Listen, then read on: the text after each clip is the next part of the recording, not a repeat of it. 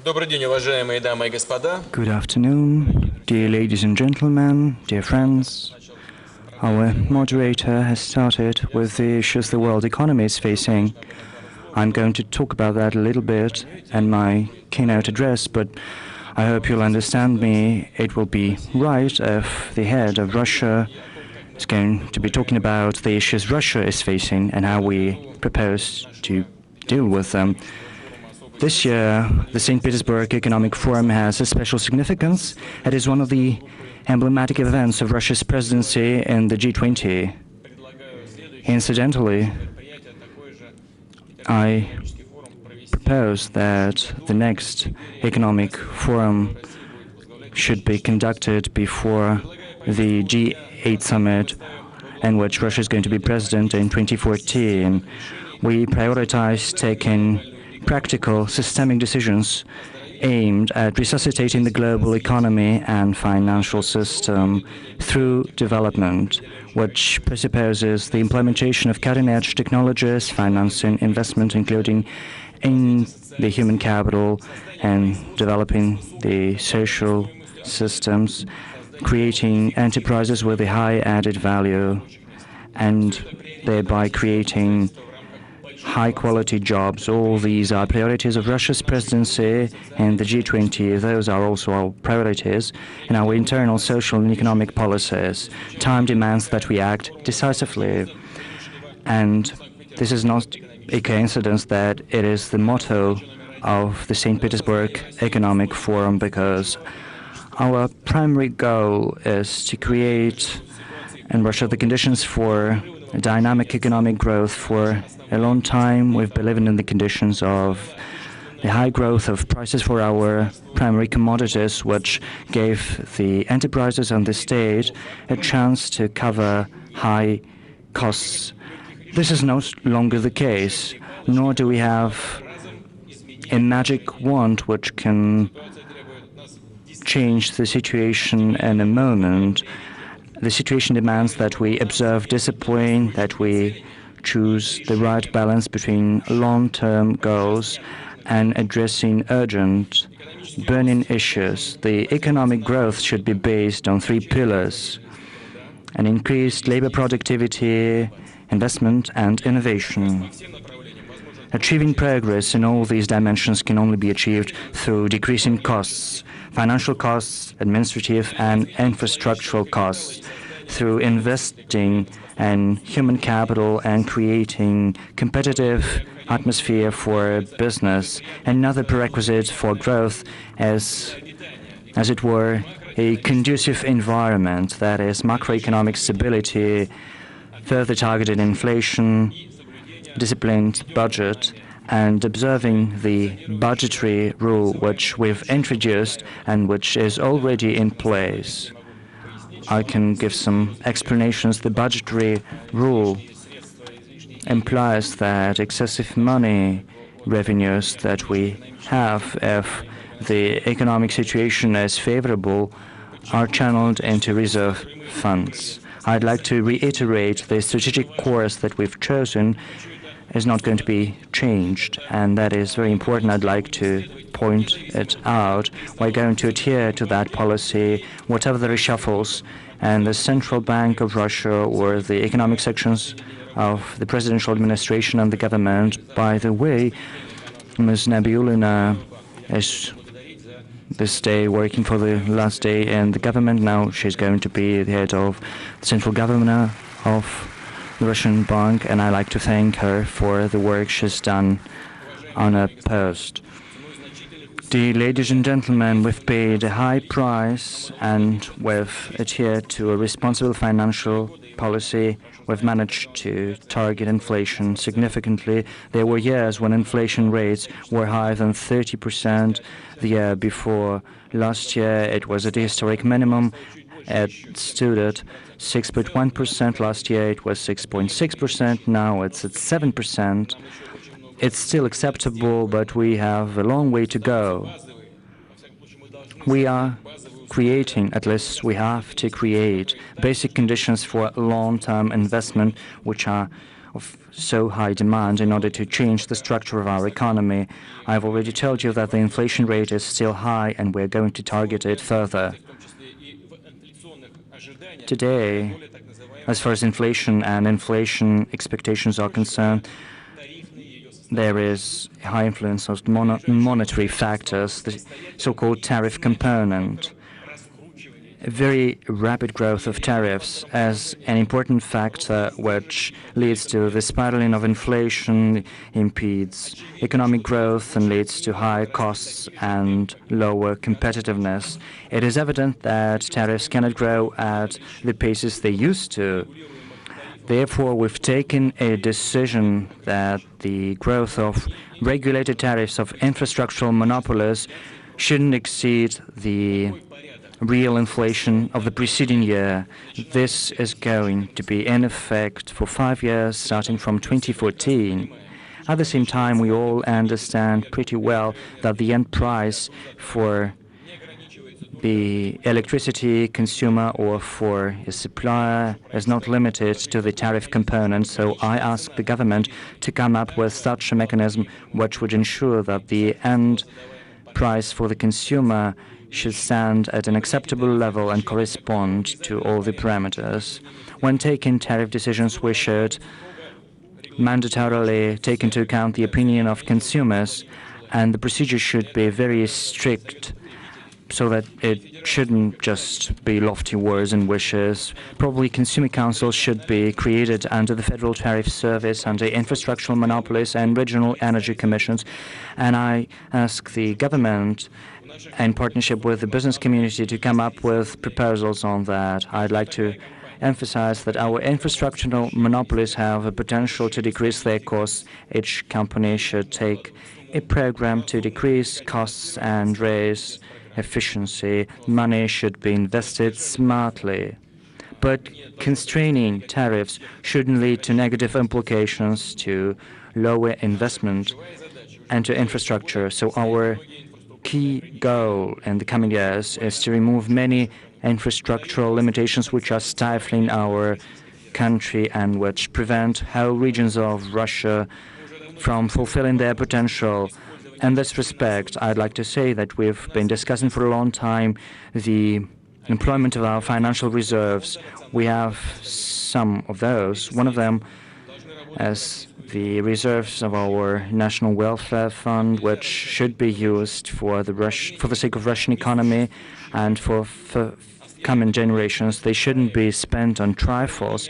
They should be channeled to finance projects which are changing the shape of the country and which open up new prospects for development. Therefore, we've taken a very important decision, that is to invest 550 billion rubles into profitable infrastructural projects and to get a return on them. On the whole, as far as the territory of our country is concerned, we are going to invest up to half of the reserves of the NWF in such projects. The key condition is the assessment of viability and efficiency of those projects by the business community, and those projects should also be core-financed by the business community. But of course, the government should be willing to give guarantees, minimize risks, and act as a co-investor. At least that was evidenced by my yesterday's meeting with the heads of the world's biggest investment institutions. Yesterday I had a meeting with them, and I see some of them here in this hall. Today, I ask you to act as co-investors in implementing the first 3 of such projects, which are going to be financed through the reserves of the National Welfare Fund. First of these projects is the high-speed railroad Moscow-Kazan, which is going to be the pilot part of a railroad which is going to link the central part of Russia, the Volga region, and the Ural region. The second project is the Central Automobile Ring Road, which is, as a matter of fact, going to be rebuilt in the territory of the Moscow region and some parts of New Moscow. Some parts of the highway are going to be built 30 to 70 kilometers from the Moscow Automobile Road. The Central Ring Road is a new project which is going to change entirely the logistics of transportation in the central part of Russia. It is going to link together the central parts of the country. It is going to alleviate the transit burden for Moscow. And it is also going to improve the transport and environmental conditions in the capital of Russia itself. Dear friends, dear colleagues, the Russian participants of this meeting today understand what it means for those who live in the central part of Russia, just in Moscow, in the Moscow region. The population accounts to 20 million people. And if we take into account the adjacent regions, then we'll understand that the number of those who are going to be using those projects is going to stand at a higher rate. And the last project is the modernization of our Trans-Siberian Railroad and expanding its throughput capacity. It's one of the longest railroads in the world at around 10,000 kilometers. It is going to be the artery linking together Europe and the Asian Pacific. We are giving a strong impetus to the development of the Russian Far East and Siberia. Our transport infrastructure is moving closer to the dynamically expanding Asian markets. All these projects are an invitation to work together with us in Russia. I'd like to reiterate, we, for one, are willing to invest money. We're interested in strong, ambitious and reliable partners, and I instruct the government of Russia to, as soon as possible, come up with concrete mechanisms for the implementation of these projects. I'd like to emphasize not just lofty words, but projects carefully thought through and prepared. I'd like to say that the new pipeline infrastructure in the Far East, with a strain towards China and towards sea terminals in the Pacific, will allow us to implement large-scale projects in the Asian Pacific. This infrastructure has already given the Rosneft a chance to sign today a large-scale contract with the Chinese National Oil and Gas Corporation, which implies oil supplies for 25 years, up to 46 million tons per annum. The contract, according to the estimates, is worth $270 billion, which is unprecedented. The media say something about $70 billion, but that's just prepayment. Another project which will give Russia a chance to get to the Asian and Pacific markets is the construction of a railroad bridge over the Amur River, and we've signed an agreement with the Chinese counterparts. The throughput capacity is going to be 5 million tons of cargo annually, and it is going to be expanded up to 20 million tons. Ladies and gentlemen, money of our internal investors should also be a resource basis for investment and a development project. And for that, we need confidence in the financial sector and a commensurate system for regulations. The supervisory functions of the financial institutions are going to be transferred to a super regulator, which is going to be supervise banks, investment and pension funds. And such a super regulator is going to be established on the basis of the central bank. And in the near future, we're going to create a special safeguarding pension saving systems on the basis of the deposit insurance system. This will allow us to remove the bottlenecks that exist now. We should also define the share of pension savings which are going to be channeled as investments into securities of infrastructural projects. I've already told you about those money which are going to be used for the 3 projects, but this is not enough. It's just the starting point. We are going to use other money of the investors, of pension funds. As these projects are being implemented, we're going to seek other sources. We are also going to develop our stock market so that it meets all the world standards. We are taking concrete steps to that end. The Moscow Stock Exchange is already ready for huge listings and privatization transactions. And I'd like to emphasize that we're going to conduct the privatization of state assets on the basis of Russian financial platforms.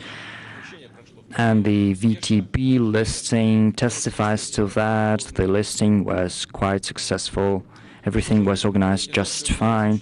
At the same time, the privatization is going to be conducted stage by stage. We're going to benchmark the quality of transactions. At the same time, we're going to raise the transparency and openness of our public companies. Whatever the ownership structure, we're going to create protection mechanisms for minority shareholders and improve the corporate governance.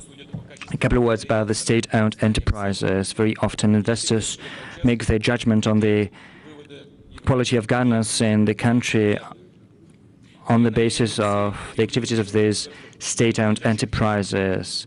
And very often they make unfavorable conclusions. Therefore, we should increase the regulatory role of the state and these companies. Management of these companies should receive clear parameters, capitalization of companies and return in the capital. And once these indicators have been established, we'll make a decision on rewarding or punishing the management. But of course, regulation or efficiency indicator is not going to supplant competitiveness and competition. Whatever the ownership structure of a company in a normal market economy, there can be no preferences. There should be created a competitive atmosphere in the markets of goods and services at the internal and national level. Just the first step in this field, we propose removing limitations to the LNG export. We have now a window of opportunities for the Asian and Pacific market because we expect the consumption of LNG to double. We're going to liberalize the export of LNG. This will give us a chance to take full advantage of the potential for offshore gas drilling and the coastline. One of our companies, Novatek, has signed an agreement with the Chinese Oil and Gas Corporation to cooperate on Yamal LNG. The Chinese part is going to buy 20% in this company and also strike a long-term deal to export LNG into China. Gazprom is also preparing for signing contracts with Japan and China. We are also going to invest hugely, along with prominent companies in the oil and gas sector, ExxonMobil and Eni, into the offshore drilling, and we're also going to increase local content and production and create cutting-edge technologies together with world technological leaders such as General Electric. Dear ladies and gentlemen, another important factor when deciding whether to invest or not is taxes. Our tax policy should also be working for the development. It should incentivize investment, modernize the existing and create new productions in Russia and create high-quality jobs. So devising our tax policy, we assume that even tough budgetary limitations for the state is not a justification for the increase in tax burden for the business. Over the last year, we've improved our tax administration. Over the last year, Russia has gained 30 points, and now it ranks 64th as far as the quality of tax administration is concerned, and we are now ahead many of the OECD countries. But this is not the end, of course. In the near future, we're going to bring as close together as possible fiscal accounting and bookkeeping. We've been talking about that for a long time, and we're also going to create new investment incentives as far as investing into the authorized capital and Russian company securities is concerned. And it also concerns our projects in the Far East. I'd like to add that the titles of our legal entities is already exempt from taxation. Another important factor is engaging citizens to participate in the capital market.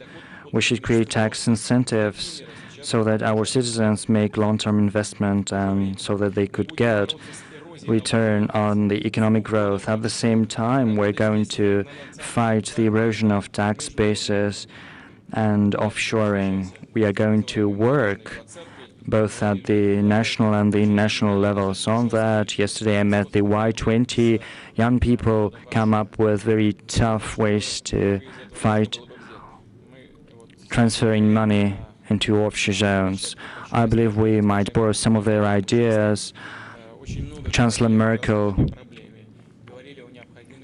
also talked with me about that. We talked at the G8 about the offshoring of the world economy.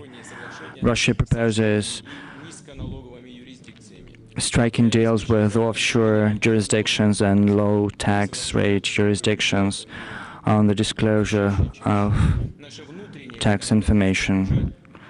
And these agreements are becoming increasingly numerous now. We are working on that within the framework of the OECD and the FATF. Incidentally, Russia is going to assume the FATF presidency. The Russian State Duma has adopted the relevant law, and it is going to be signed very soon. We are also making amendments to our legislation aimed at fighting money laundering. We are significantly improving the supervision over such actions. Credit organizations are going to establish the identity of their clients and disclose the information on beneficiaries, and if any violations are established, they'll have to stop granting banking services. We're also introducing instruments for tax supervision over such transactions. Information is going to be disclosed on the banking accounts of individuals. We've adopted some amendments to the tax code, and we've also struck on a bilateral basis such deals with our partners from abroad. Another important factor is the accessibility of bank credits. It is especially relevant for the SME, and we've got to take a number of measures in this respect. We've got to improve the mechanisms for refinancing the banking system, improve the competition, and expand instruments such as state guarantees for small and medium enterprise.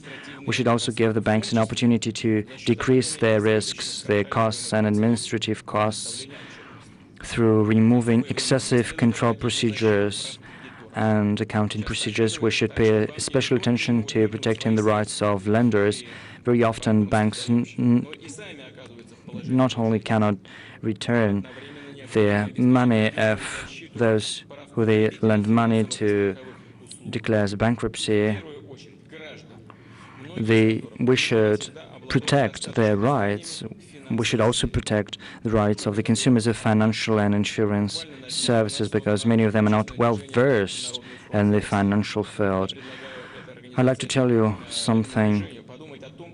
Recently, a social movement has been established, the Popular Front for Russia. Probably it should become a platform for creating a mechanism for protecting the rights of those who take credit. And we should ensure that the resources which are channeled on our priorities should be transparent. Dear ladies and gentlemen, our key priority is the improvement of business climate. Everyone, starting from a mayor of a small country to federal minister, from a police officer to the leadership of our law enforcement agency, should work for the sake of that. The quality of state governance is one of the decisive factors in this respect. Therefore, all levels of our leadership should get clear goals. And the outcomes of their work should be assessed according to their personal efficiency And I'd like to say that our investment image and our internal business climate depends on that.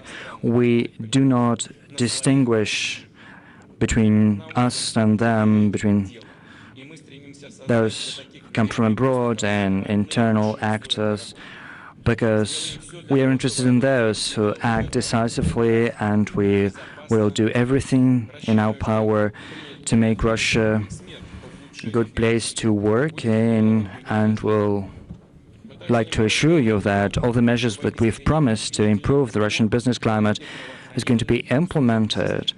We've done a lot to depenalize commercial disputes. Together with the business community and the Russian parliament, we've done a lot to humanize our penal legislation in order to establish common approaches to settle disputes between citizens and municipal bodies as well as state bodies. I'd like to propose to unite the Supreme Court and the Supreme Court of Arbitration of Russia.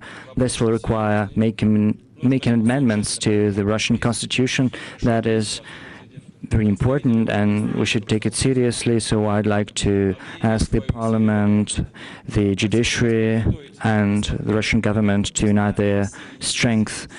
And doing that, probably could do that during the autumn session. The draft law is going to be submitted to the parliament in the near future. Russia has witnessed the establishment of a new institution of business ombudsman.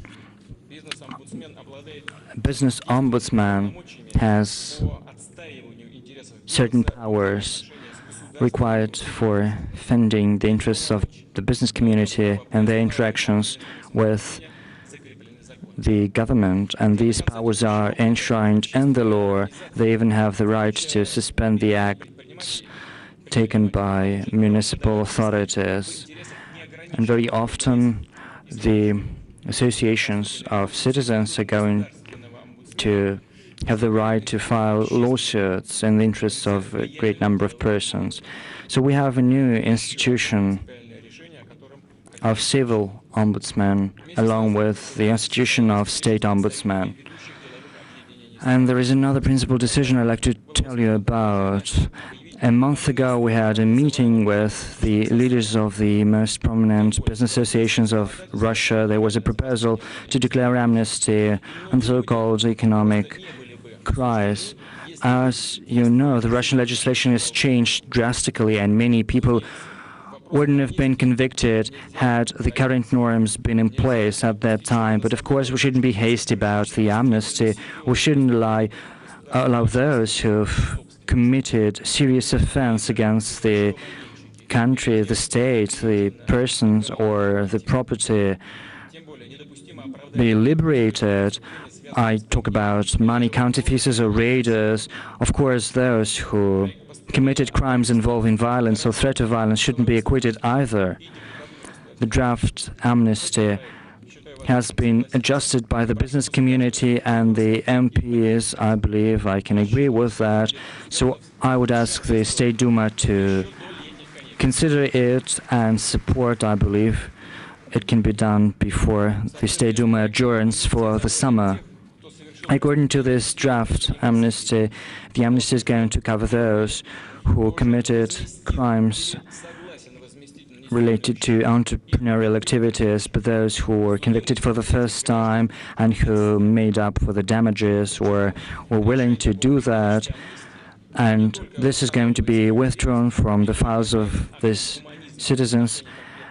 The decision on economic amnesty doesn't just restore justice. It's not just an act of humanism. It is a signal to our supervisory bodies. It is a chance for us to reorganize the space for the activities of entrepreneurs. It will give us a chance to increase confidence in entrepreneurial institutions. I'd like to emphasize that we can only achieve success if we respect entrepreneurial activities and law. In conclusion, I'd like to get back to one of the principal issues of human capital. We are implemented a project on saving the nation. We are investing money and developing the human capital. We are paying special attention to the healthcare system and the social welfare system. We are also improving all levels of education, including vocational education. We are going to be faced with demographic challenges in the coming years, but we understand that the social changes in the economy are going to be increasingly important. Therefore, abstract figures on the GDP or the industrial growth, even though they are very important, cannot be our ultimate goal. We should be interested in concrete improvements in the lives of our citizens, and we're working for that. And thank you very much.